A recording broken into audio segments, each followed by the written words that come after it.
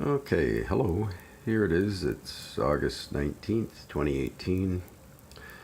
And I just thought I'd share a few items that I picked up on Amazon.ca. The Viofo car dash camera, the A119 Pro with the GPS and CPL filter.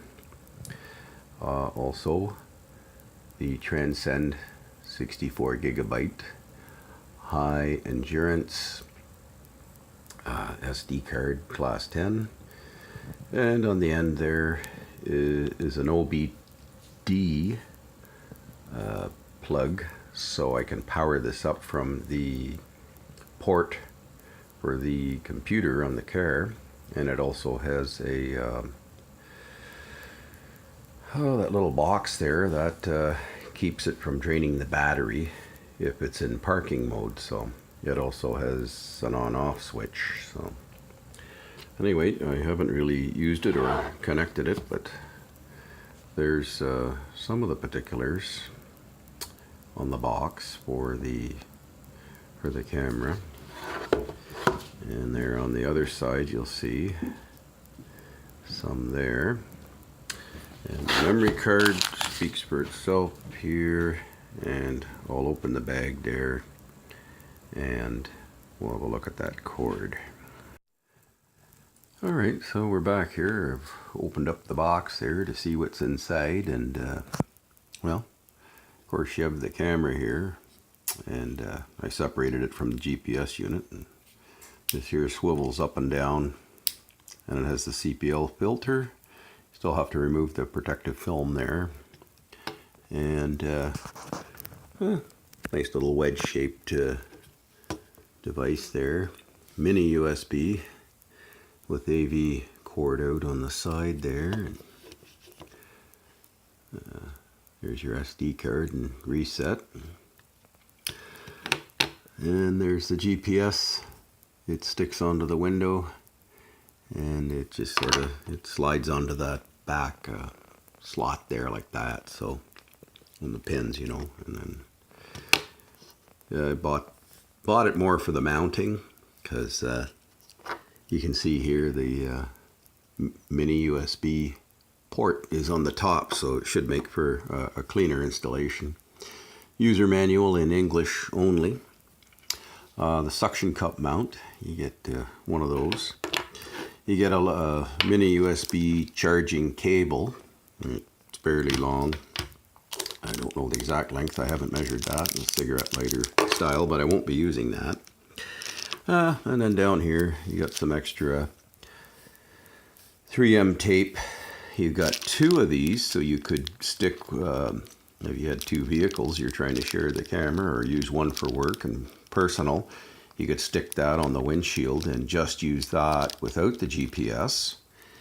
And some sticky cable clips there, and then a USB to mini USB for the data on there. So actually you get a really good good selection of accessories there, so it's really complete for the price. You get good value on that. But the most interesting piece to me was this OBD power converter here. It let's see what it steps it down to here. Right there, yeah. So 12 volt DC from the OBD port, and it's going to output 5 volts and 3 amps. And I found a lot of these on Amazon there. They weren't going to put out the 3 amps that this particular device requires. I think 3.1, but this should work okay.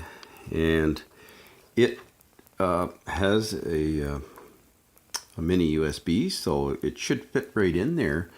And just in case you want to know, from the base of the plug right there, so when it plugs in, to the very back of this is 17.25 inches, for those that want to know, because you'd have to stick this along the headliner on the windshield there at some point, depending on how you want to route it, or hide this box here that keeps the battery from draining.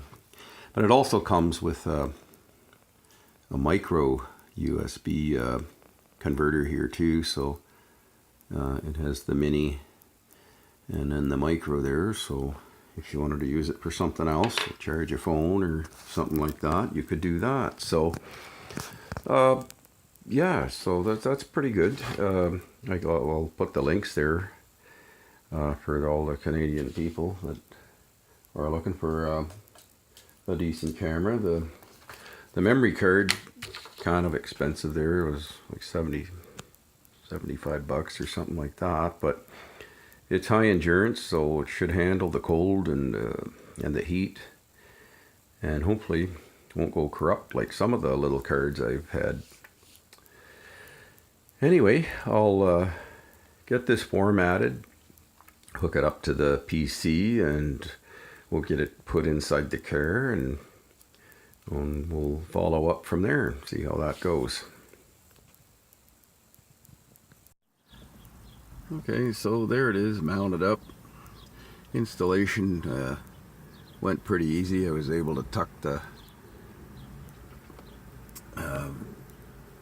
thing that protects the battery up there in the headliner. A little bit of a bump, but she sits up there okay, and went in the car real easily there, just underneath the transponder for the toll road. And the OBD 2 port there, it keeps it powered on all the time, so if you want to turn the camera off, you either have to shut it off using the camera button or hit the switch on the cable, because it does have an on-off button on the cable too.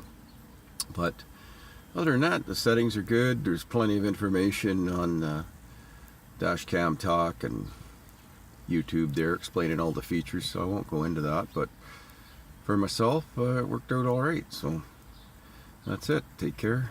Bye for now.